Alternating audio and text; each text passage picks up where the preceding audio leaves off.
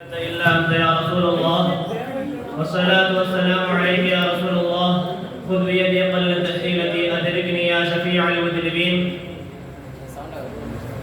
எல்லா புகழுமாகியது ஏகவல்லவனாகிய அல்லாஹ்வின் மீதே உண்டாகட்டுமாக. மேலும் ஸலாத்திலும் கருணையும் சலாமிலும் சாந்தியும் அண்ணல் பெருமானார் ஸல்லல்லாஹு அலைஹி வஸல்லம் அவர்கள் மீதும் அவர்களை பின்பற்றி வந்த சத்திய சஹாபாக்கள் தாபிஈன்கள் தபஅ தாபிஈன்கள் நாதாக்கள் மீதும் நம்ம அவர்கள் அனைவர் மீது உண்டாகட்டுமாக. இந்த மண்டலத்தில் கொடுக்கப்பட்ட தலைப்பு ஆடையை அழகாக கொள்வோம். உலகத்தில் வாழ்கின்ற அனைத்து மக்களும் தனது துறை சார்ந்த ஒரு கூட்டத்திற்கு சென்றார் என்றால் அவர்களை மற்றவர்கள் நல்ல விதமாகவும் கெட்ட விதமாகவும் எண்ணுவதற்கு ஒரு முதல் காரணமாக அமைவது அவர்கள் அணிந்திருக்கும் ஆடைதான். அரபியிலே இந்த ஆடை சம்பந்தமாக ஒரு பழமொழி உண்டு. அந்நாசு பில் லிபாசி, மனிதர்களாகியவர்கள் அவர்கள் அணிந்திருக்கும் ஆடையை கொண்டே தீர்மானிக்கப்படுகிறார்கள். மேலும் தமிழிலேயும் ஒரு பழமொழி உண்டு. ஆடை இல்லாதவர் அரை மனிதனை போல இருக்கிறான். இதற்கு இரண்டு விதமாக விளக்கம் கொடுக்கப்பட்டிருக்கிறது. முதலாவது, ஆடை இல்லாத மனிதன் அறிவில் வளர்ச்சி அடையாமல் போல இருக்கிறான். அதாவது அவனது உடல் மட்டும்தான் வளர்ந்திருக்கிறது, அவனது அறிவு வளர்ச்சி அடையவில்லை. மற்றொன்று, ஆடை இல்லாத மனிதன் தனது அறையை விட்டு வெளியே வந்துவிடக்கூடாது. நாம் ஏன் ஆடை அழகாக சொல்ல வேண்டும்? ஏனென்றால் அல்லாஹ் தஆலா அழகானவன், அழகானதை விரும்புகிறான் என்று அண்ணல் பெருமானார் ஸல்லல்லாஹு அலைஹி வஸல்லம் அவர்கள் கூறியிருக்கிறார்கள். இன்னல்லாஹ ஜமீலுன் யுஹிப்புல் ஜமால. இந்த ஹதீஸ் முஸ்லிம் ஷரீஃபில் பதிவு செய்யப்பட்டுள்ளது. எனவே நாம் நமது ஆடைகளை அழகாக்கிக் கொள்ள வேண்டும். எவ்வாறு அழகாக்கிக் கொள்ள வேண்டும் என்றால், முதலில் மார்க்கம் தடை செய்வதற்கும் நாம் தெரிந்து கொள்ள வேண்டும். மார்க்கம் ஆண்கள் கரண்டை காலுக்கு கீழ் ஆடை அணிவதை தடை செய்திருக்கிறது. மா அஸ்ஃபல மினல் கஅபைனி மினல் இஸாரி ஃபபின்னார். எந்த ஒரு மனிதன் தனது கரண்டை காலுக்கு கீழ் தனது ஆடை அணிந்து கொள்வாரோ அவரது ஆடைக்கு கீழ் உள்ள பகுதிகள் நரகத்தை சேரும் என்று அண்ணல் பெருமானார் ஸல்லல்லாஹு அலைஹி வஸல்லம் அவர்கள் கூறியிருக்கிறார்கள். ஆனால் இந்த காலத்தில் ஜீன்ஸ் பேண்ட்களையும் ட்ராக் போன்ற ஆடைகளை பெரும்பாலான ஆண்கள் அணிந்து கொள்கிறார்கள். அது அணிந்து கொள்ளும் சமயத்தில் அவரது அந்த ஆடை அவரது கண்ணை காலத்தில் தான் இருக்கிறது. மேலும் அல்லாஹ் தஆலா பட்டாடையை ஆண்களுக்கு ஹராமாக்கி இருக்கிறான். ஆனால் இன்றைய காலத்து மக்களில் சிலர் பட்டாடை அணிவதுதான் கௌரவம் என்று கூறிக்கொண்டிருக்கிறார்கள். அல்லாஹ் தஆலா பொதுவாக ஆண் பெண் என்ற வித்தியாசமின்றி பொதுவாக இஸ்லாத்தில் ஆடைக்கு ஒரு கோட்பாடு வைத்துள்ளான். நாம் ஆடை அணியும் போது அந்த ஆடை தரிப்பமானதாக இருக்க வேண்டும், வெள்ளியதானதாக இருக்கக்கூடாது, முழுமையானதாக இருக்க வேண்டும், அரைமுறையானதாக இருக்கக்கூடாது, விசாலமானதாக இருக்க வேண்டும், இறுக்கமானதாக இருக்கக்கூடாது. ஆனால் இன்றைய காலத்தில் ஆண்களும் பெண்களும் இந்த கோட்பாடுக்கு மாற்றமானதாக தான் தனது ஆடை அமைத்துக் கொள்கிறார்கள், தனது ஆடை அணிந்து கொள்கிறார்கள். இன்றைய காலத்தில் கிழிந்த பேண்ட்களையும் லோஹிட் பேண்ட்களையும் அணிவது ஃபேஷன் என்று எண்ணிக்கொண்டு சில இளைஞர்கள் அதை அணிந்து கொண்டு இருக்கிறார்கள். மேலும் அதை அணிந்து கொண்டே பள்ளிவாசலுக்கும் வந்துவிடுகிறார்கள். மேலும் தொழுகையிலும் கலந்து கொள்கிறார்கள்.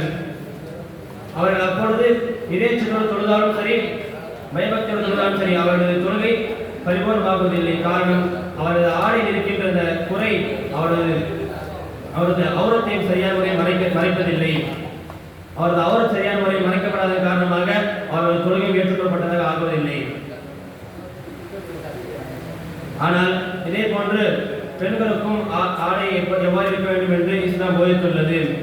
பெண்கள் அவர்கள் அணிகின்ற ஆடை இறுக்கமானதாக இருக்கக்கூடாது. அவரது உடல் அமைப்பை வெளிப்படுவதற்கு இறுக்கமானதாக இருக்கக்கூடாது. ஆனால் இன்றைய ஒரு கை சேதம் பெண்களின் ஆடைகளில் பெரும்பாலானது இதற்கு மாற்றமானதாக தான் இருக்கிறது.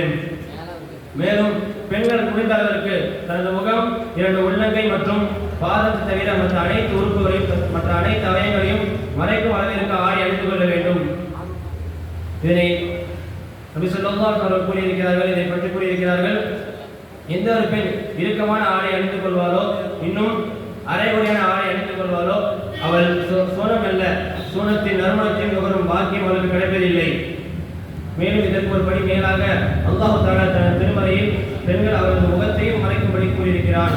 யா அய்யுஹன் நபிய்யு குல் அஸ்வாஜிக வ பனாதிக வ நிசாஇல் முஃமினீன் யுத்னின அலைஹின்ன மின் ஜலாபிபிஹின். இந்த வசனத்தின் மூலம் அல்லாஹ் தஆலா பெண்கள் அவரது முகத்தை மறைத்துக் கொள்ள வேண்டும் என்பதை வலியுறுத்தியிருக்கிறான்.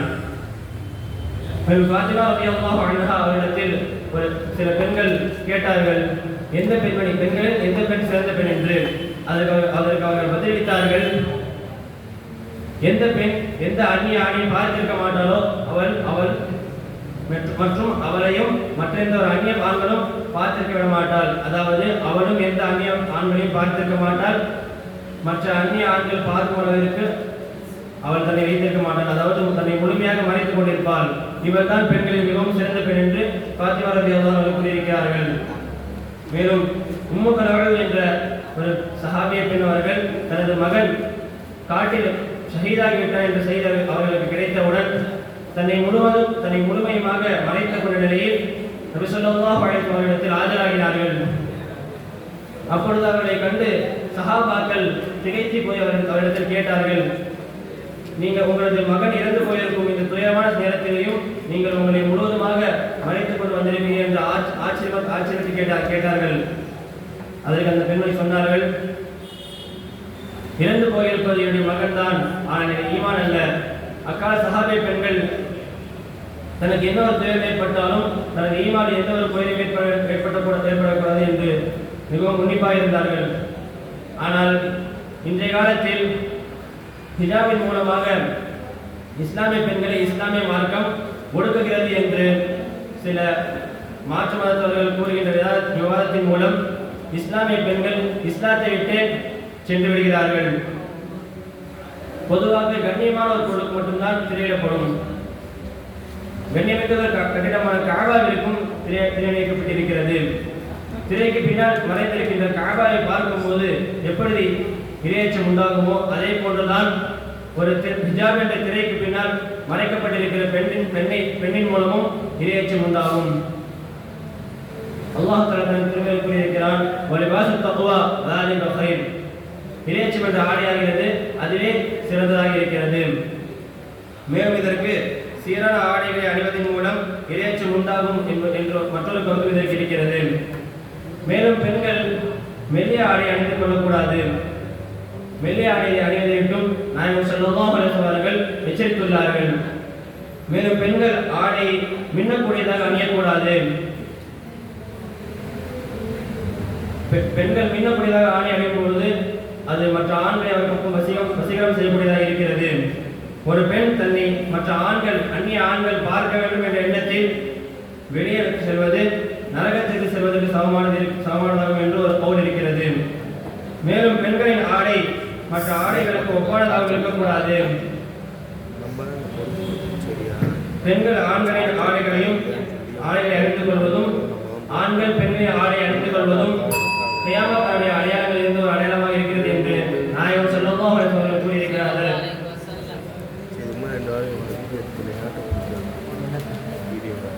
எனவே மார்க்கத்தில் தடை செய்யப்பட்ட விதத்தில் ஆடை அணிவதை விட்டும் அல்லாஹ் நம்மை பாதுகாப்பானாக. மேலும் அவனுக்கு பிடித்த முறையில் ஆடை அணியும் தௌஃபீக் அல்லாஹ் தஆலா தர புரிவானாக.